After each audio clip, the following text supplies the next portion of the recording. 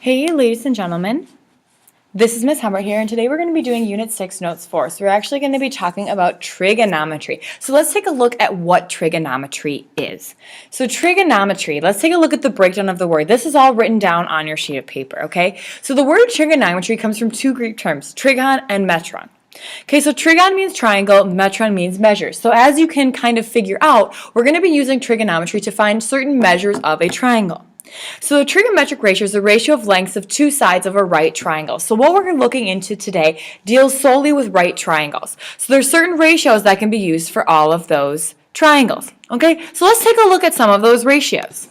So let's start. So first, what we're going to be using to kind of remember all of this, you're going to hear me say this a lot. You're going to hear me say so, ka, Toa. And now this isn't some tribal chant, okay? This is what we're going to be using to help us kind of remember what goes with what. So our first ratio is called sine, and it's opposite over hypotenuse. So we know that the hypotenuse always sits across from the right angle. So in this triangle here, C is our hypotenuse.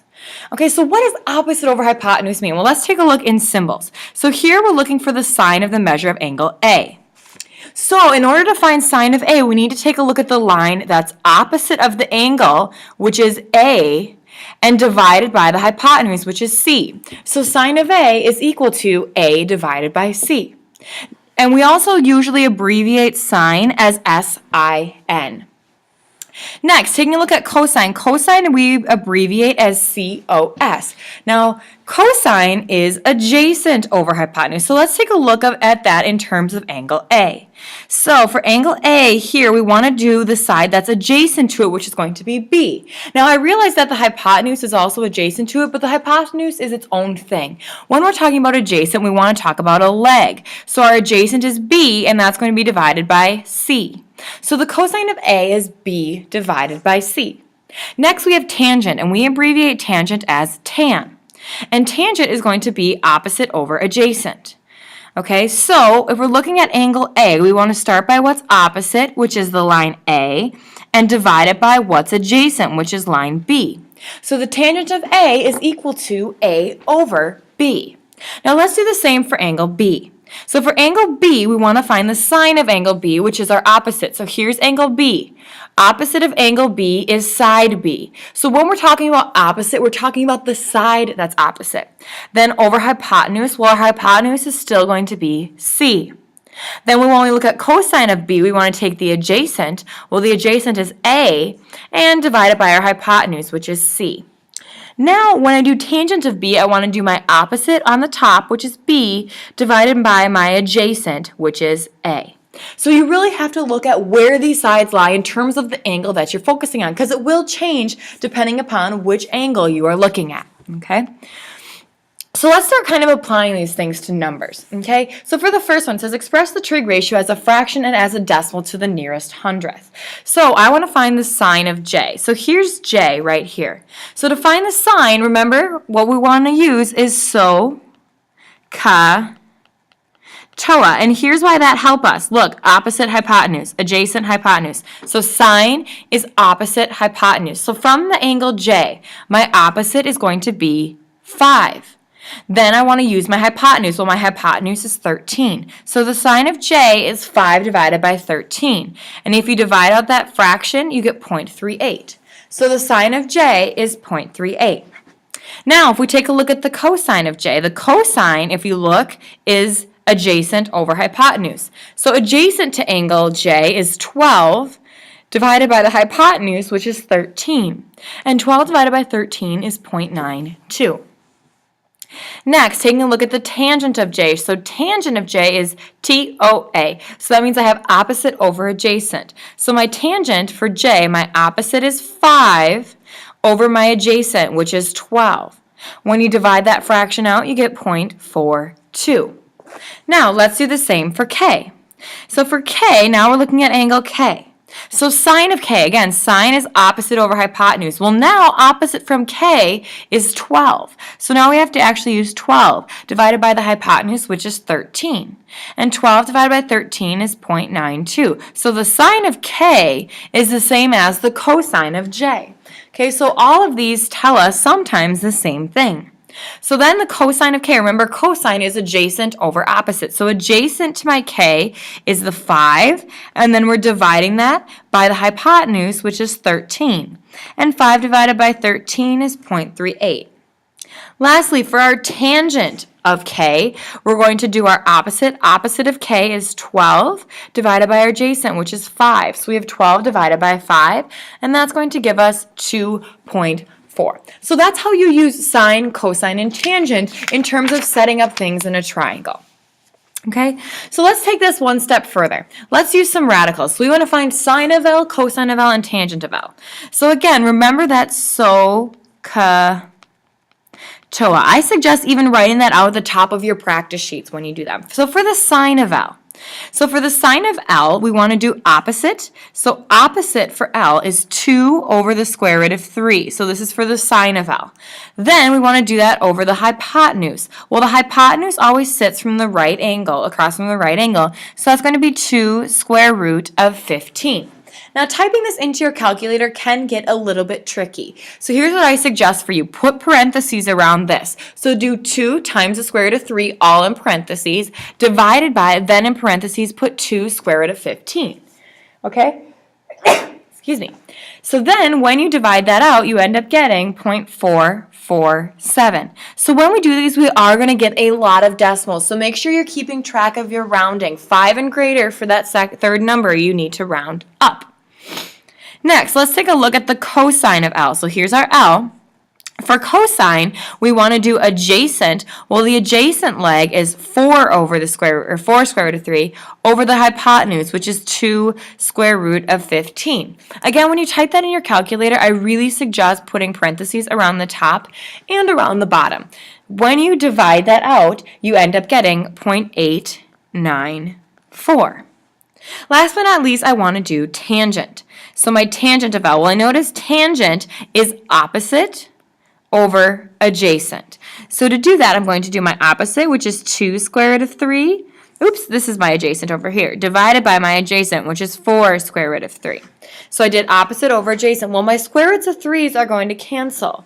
And I end up with 2 divided by 4, which is the same as 1/2, which is the same as 0.5. So here's the tangent of L, here's the cosine, and here is the sine. Okay, so let's take this a step further. Let's apply it to maybe some word problems. A fitness trainer sets an incline of a treadmill to be 7 degrees. The walking surface is 5 feet long. So here's our walking surface. Here's the incline that really mean trainer put on us. About how many inches does the trainer rise to the end of the treadmill from the floor? So that's here.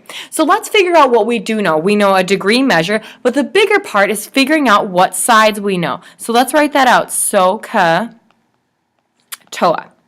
So it looks like if this is the angle I'm focusing on here, I know the hypotenuse. The hypotenuse is 5, and I know the opposite. So, okay, I know the opposite, I know the hypotenuse, so I need to use sine. So I'm going to set this up. So instead of having sine of A, I'm actually going to do sine of 7 degrees. Okay, that's going to be equal to, now sine is opposite over hypotenuse, y over 5. Now we need to solve this for y. So since that y is being divided by 5, to get rid of it, I'm going to multiply both sides by 5. So then I end up getting y is equal to 5 sine of 7. Now, how do we do sine of 7? If you have a good calculator, a good scientific calculator, there's probably a button that says SIN on it. And all you have to do is do 5, hit the sine button, and then put that 7 in parentheses. So go ahead, find that on your calculator. Make sure you're practicing it along, and I want you to punch it in for me right now. When you punch it in, you should end up getting 0.6. If you did not, please come bring it up to me right now so we can make sure you're calculating it out correctly. You cannot do this without a scientific calculator. You have to have that in order to be able to plug it in. We also want to make sure we label this, and so they're about half a foot, a little over half a foot above the ground after that incline. So let's take a look at this next one. Find the value of x. Well, what do we know? We know an angle measure. Here's the hypotenuse. So we know nothing about the hypotenuse. We know the adjacent leg, and we want to know the opposite leg. So really, I know the adjacent and I know the opposite. Well, what uses that? Tangent. Remember, if it helps you, to always write out that SOHCAHTOA. So now I'm going to use tangent. So I'm going to take tangent of an angle, which is 25 degrees. And that's going to be equal to my opposite over my adjacent. Again, in order for me to get rid of that 18, I need to multiply both sides by 18. So then I end up getting that x is equal to 18 and then tangent of 25. Okay, so then what we want to do here is we want to, again, you should have a button on your calculator that has the tangent, just like you see here, TAN. So you can just do 18 times tangent of parenthesis 25, and that should give you your answer. So go ahead and type that in. When you type it in, make sure you get 1.26. Again, not 1.26, oh, that's the wrong problem. You should have gotten 8.4 for your x when you plugged in tangent. Let's take a look at number 5. So for number 5, the bottom of a handicap ramp is 15 feet from the entrance. So we know the adjacent to this angle, and the angle is 4.8 degrees. So we know an angle, and we know its adjacent point. And then the question asks us about how high does the ramp rise off the ground. So what we're looking for is that opposite over there. So we know the adjacent, we want to know the opposite, which means we need to use tangent. So we're going to take tangent of our angle, which is 4.8, and then we're going to set that equal to opposite, which is x, over adjacent, which is 15. Again, to get that 15 over to the other side, we're going to multiply both sides by 15. So then we end up getting x is equal to 15 times tangent of 4.8. Again, check. Make sure you're typing that into the calculator correctly. When you do that, you should get 1.26, and we want to label that feet. So with an incline of 4.8 degrees, you get to be a height of 1.26 feet. Okay? Last but not least, let's take a look at number 6. So for number 6, we know that this is 15 degrees. And then we know our adjacent, and we want to know our opposite. So again, we're going to we know our hypotenuse. Welcome aboard the struggle bus, Miss Humbert. Okay, 12 is sitting across from the right angle. All right, so that means 12 is our hypotenuse. So we know our opposite from our angle, and we know our hypotenuse. So if we write out our SOHCAHTOA, okay, opposite and hypotenuse go with sine. So sine of 15 degrees is equal to our opposite over our hypotenuse. So again, to solve this for x, we're going to take and we're going to multiply both sides by 12. So then we get that x is equal to 12 times sine of 15. And that's going to give you about 3.11 for your answer. So that concludes your note video today. So go ahead and show me your note sheet when you are done, and I will give you the practice sheet. Thanks for listening.